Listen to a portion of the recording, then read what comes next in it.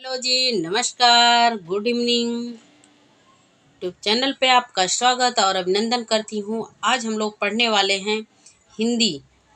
हिंदी के कुछ गद्यांश को करेंगे जो कि सी टेट के एग्ज़ाम में पूछा जाता है। जो सी टेट का एग्ज़ाम अगस्त में होने वाला है, उसके उस एग्ज़ाम में गद्यांश से प्रश्न पूछे ही जाते हैं। तो चलिए आइए देखते हैं गद्यांश हम लोग। और गद्यांश को कैसे करते हैं उसको मैं बताऊंगी आप लोग को, क्योंकि कि किस प्रकार से कम समय में अधिक से अधिक प्रश्न को हम सॉल्व और सही सही तरीके से सॉल्व कर सकें। तो चलिए स्टार्ट करती हूँ मैं। देखिए, सबसे पहले पढ़ते हैं निम्नलिखित गद्यांश को पढ़कर नीचे दिए गए प्रश्न हैं 1 से 9 तक। जो प्रश्न संख्या 1 से 9 तक को से सबसे उचित उत्तर, देखिए सबसे उचित जो उत्तर रहेगा उस उत्तर वाले विकल्प को चुनिए। ठीक है, तो चलिए गद्यांश को पढ़ना स्टार्ट करते हैं। स्थूल एवं बाह्य पदार्थ सूक्ष्म एवं मानसिक पदार्थों एवं भावों की अपेक्षा अधिक महत्व के विषय नहीं हैं। जो व्यक्ति रचनात्मक कार्य करने में समर्थ है उसे भौतिक स्थूल लाभ अथवा प्रलोभन न तो लुभाते हैं और न ही प्रोत्साहित करते। विश्व में विचारक 10 में से एक ही व्यक्ति होता है जिसमें भौतिक महत्वाकांक्षाएं अत्यल्प होती है। पूंजी का रचयिता कार्ल मार्क्स जीवन भर निर्धनता से जूझता रहा।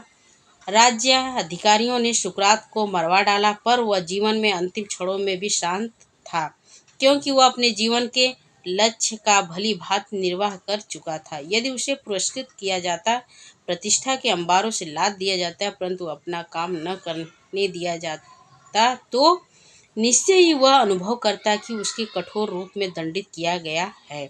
ऐसे अनेक अवसर आते हैं जब हमें बाहरी सुख सुविधाएं आकर्षित करती हैं, वे अच्छे जीवन के लिए अनिवार्य लगने लगती हैं, किंतु महत्वपूर्ण यह है कि क्या हमने जीवन का उद्देश्य प्राप्त कर लिया है। यदि इस उत्तर हाँ है तो बाह्य वस्तुओं का अभाव नहीं खलेगा, और यदि नहीं है तो हमें अपने को भटकने से बचाना होगा और लक्ष्य की ओर बढ़ना होगा। तो देखिए, हमने गद्यांश को पूरी तरह से पढ़ लिया है। ठीक है, इसी प्रकार से आपको भी एग्जाम में गद्यांश को एक नज़र डाल लेना है, और ये नहीं कि बहुत स्पीड कम करके पढ़े, स्पीड को तेज करना है और अच्छे प्रकार से उसको पढ़ते उसके अर्थों को समझ लेना। फिर आइए देखते हैं उसके प्रश्नों को। प्रश्न क्या पूछा जा रहा है? विचारकों की एक विशेषता है कि उसमें महत्वाकांक्षाएं नहीं होती हैं, कि भौतिक महत्वाकांक्षाएं कम होती हैं, कि पद प्रतिष्ठा प्राप्त करने की इच्छा होती है, कि रचनात्मक कार्य करने की क्षमता होती है। तो बताइए क्या होगा इसमें। तो सर्वप्रथम हमने देखा कि सबसे पहले हम एक नज़र गद्यांश पर डाल लेंगे। ऐसे एग्जाम में भी करेंगे हम लोग, एक नज़र गद्यांश को में डाल लेंगे। फिर इसके बाद उसमें जहाँ हमने पढ़ा विचारकों की एक विशेषता यह है कि उसमें विचारकों की क्या विशेषता है, हम लोग ढूंढने का कार्य करेंगे। कि देखिए, विचारकों की कि उसमें भौतिक महत्वाकांक्षाएं अत्यल्प होती, क्या होती हैं उसमें भौतिक महत्वाकांक्षाएं अत्यल्प होती हैं, इसलिए ऑप्शन नंबर इसका बी होगा। ठीक है, तो इसकी व्याख्या भी देख लीजिए। देखिए, उपर्युक्त गद्यांश को पढ़ने से स्पष्ट होता है कि विचारकों की एक विशेषता यह भी है कि उनमें भौतिक महत्वाकांक्षाएं कम होती है। ठीक है, चलिए नेक्स्ट प्रश्न पे चलते हैं। सुकरात को अपना काम न करने देने की स्थिति कठोर दंड जैसी प्रतीत होती, क्यों? क्यों कठोर दंड प्रतीत होती? क्योंकि यह अंतिम क्षणों में भी शांत था, वह जीवन के कार्य समाप्त कर चुका था, वह स्थूल प्रलोभनों की अपेक्षा नहीं रखता था, उससे जीवन का उद्देश्य प्राप्त करने से रोक दिया गया होता। बताइए, सुकरात को अपना काम न करने देने की स्थिति कठोर दंड जैसी प्रतीत होती थी, क्यों? क्योंकि उसे अपना काम करने से उसके जीवन का जो उद्देश्य था प्राप्त करने से रोक दिया गया होता, तो वह सुकरात को अपना काम न करने देने की स्थिति में दंड जैसा प्रतीत उसको होता। इसलिए ऑप्शन नंबर डी है। उसको फ्री रखा गया, वो अपने अपने उसे जीवन का उद्देश्य जो था उसका वो प्राप्त कर लिया, वो खुश हो गया। देखिए आखिर व्याख्या देखिए, यदि सुकरात को जीवन का उद्देश्य प्राप्त करने से रोक दिया गया होता तो ऐसी स्थिति उसे कठोर दंड देने की तरह प्रतीत होती तथा निश्चय ही वह अनुभव करता कि उसे कठोर दंड से दंडित किया गया। देखिए यहाँ पे यह दिया हुआ है। तो एक नज़र में आप इस के गद्यांश अगर पढ़े हैं तो उनके प्रश्नों को ढूंढ लेंगे। इसलिए गद्यांश को पढ़ने दिया जाता है, पढ़ने के लिए बोला जाता है। मनुष्य को बाहरी सुख क्यों लुभाते हैं?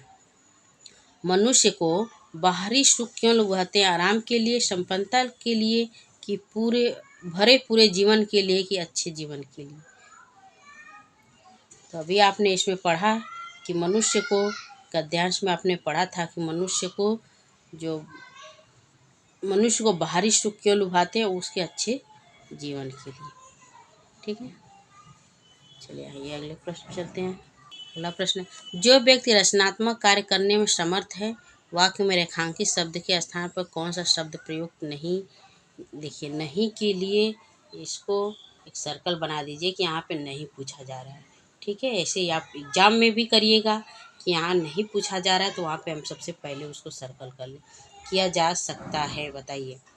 जो व्यक्ति रचनात्मक कार्य करने में समर्थ है, वाक्य में रेखांकित शब्द के स्थान पर कौन सा प्रयुक्त नहीं किया जा सकता है?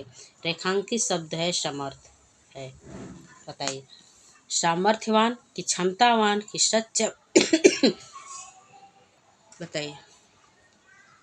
तो ऑप्शन नंबर डी शक्तिशाली।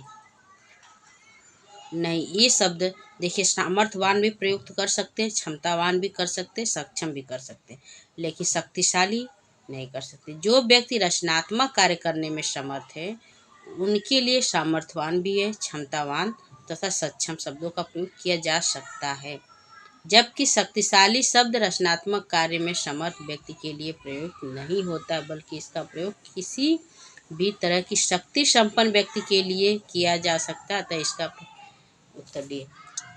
शक्तिशाली का प्रयोग बलवान के लिए कर सकते हैं, ठीक है, पहलवान के लिए कर सकते हैं, वो अत्यंत बहुत शक्तिशाली है। ठीक है ना, चलिए। प्रतिष्ठा के अंबारों से लाद दिया जाता है शब्द का तात्पर्य है।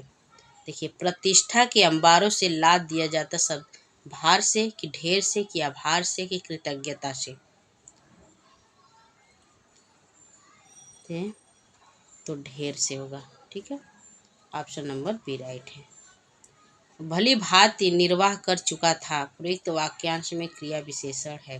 देखिए, जैसे इसमें प्रश्न पूछा गया ठीक उसी प्रकार से ऑफलाइन में प्रश्न पूछे जाते हैं। प्रश्न पूछे गए ही प्रश्न हैं, इसलिए जिस प्रकार से प्रश्न है ठीक उसी प्रकार से गद्यांश पढ़ने के बाद आप भी प्रैक्टिस कर सकते हैं कि देखिए शब्द का तात्पर्य पूछा जा रहा है, रेखांकित शब्द पूछा जा रहा है, क्रिया विशेषण पूछा जा रहा है, ठीक है, विलोम पूछा जाएगा, पर्यायवाची पूछा जाएगा। इसलिए आप लोग सब पे नज़र डालते चलिए, सबको पढ़ते चलिए। ठीक है, तो भली भांति निर्वाह कर चुका था, प्रयुक्त वाक्यांश में क्रिया विशेषण पूछा जा रहा है। यहाँ पे बताइए क्रिया विशेषण क्या है? भली है कि भली भांति है कि निर्वाह की कर चुका था?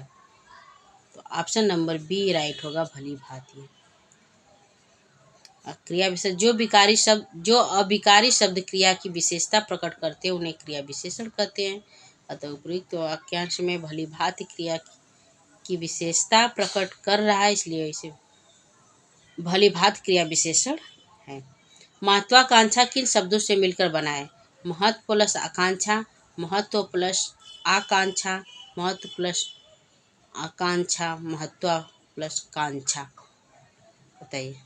तो महत्वाकांक्षा है, तो महत्व प्लस आकांक्षा से बना है।